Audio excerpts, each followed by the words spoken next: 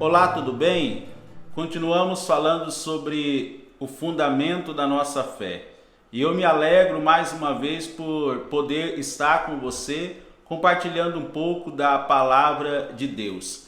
E hoje eu quero falar sobre Jesus, o nosso único Salvador. A Bíblia diz lá em João capítulo 3, versículo 17, que Deus enviou o seu Filho ao mundo, não para condenar o mundo, mas para que o mundo fosse salvo por intermédio dele. Uma compreensão errada, equivocada desse texto pode levar alguns a pensar, já que Jesus veio ao mundo para salvá-lo, logo o mundo não será condenado. Mas o que nós vemos pela palavra de Deus é que Jesus ele não veio condenar o mundo, porque o mundo já estava condenado, o homem já estava condenado. Quando o homem pecou, e a Bíblia diz que todos são pecadores, e por isso estão separados da glória de Deus. Mas Deus deseja novamente que o homem se renda a Ele, que o homem possa, a comunhão seja restaurada. E Jesus veio salvar, Jesus veio restaurar a comunhão. A palavra salvar, ela significa libertar, ela significa restaurar, ela significa curar e ela significa salvar. E antes de falar de Jesus como o Salvador, o nosso único Salvador, eu quero falar sobre a humanidade de Jesus.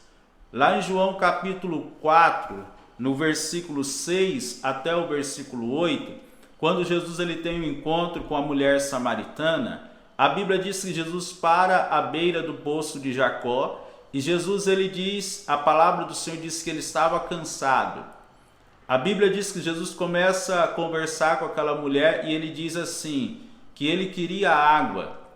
E a Bíblia diz que os seus discípulos haviam ido na cidade comprar comida. Nós entendemos que Jesus, cansaço, fala da sua humanidade. Jesus teve sede, por isso pediu água, e os discípulos foram comprar comida. Logo eles estavam com fome diante da caminhada que eles estavam fazendo.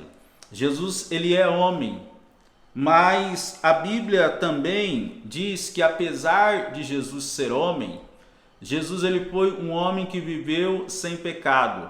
Lá em João capítulo 8, 46, Jesus diz assim, vocês podem me acusar de algum pecado, de algum erro? E os que estavam ali condenando Jesus não puderam acusá-lo de nenhum pecado. Por quê? Porque Jesus não tinha pecado. Jesus viveu de uma maneira que agradou o Senhor.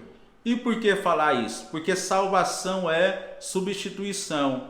O homem estava caminhando para a morte e Jesus ele vem e ele se coloca no nosso lugar. Ele se coloca no nosso lugar para morrer, para que nós pudéssemos ter vida e vida eterna. A Bíblia diz em João capítulo 10, versículo 17 e 18, Jesus diz que ele, de maneira voluntária, ele entrega a vida dele, ele dá a vida para que o homem fosse salvo, para que o homem fosse resgatado da morte. A palavra do Senhor também diz em João 3,16, um texto tão conhecido, porque Deus amou o mundo de tal maneira que deu o seu único Filho, para que todo aquele que nele crê não pereça, mas tenha a vida eterna. Então, a salvação é para quem? A salvação é para aqueles que creem em Jesus Cristo como Senhor e Salvador da sua vida.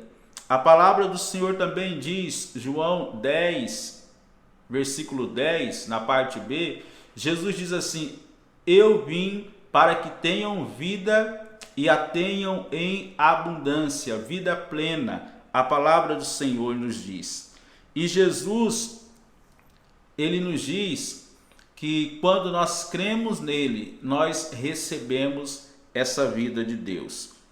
A condição para receber vida é então crer. E eu te faço uma pergunta. Você crê em Jesus? Você crê no sacrifício de Cristo?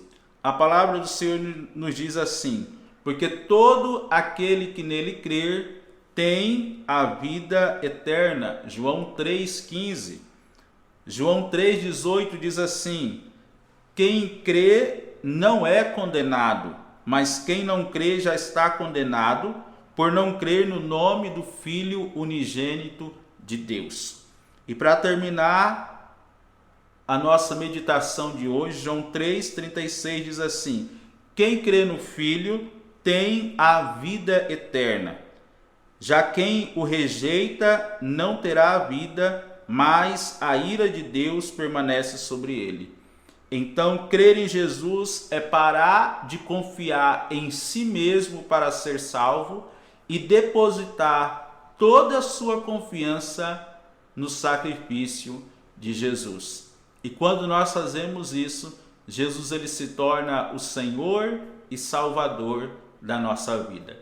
Que Deus abençoe a sua vida, a sua casa, e eu te espero no próximo vídeo, em nome de Jesus.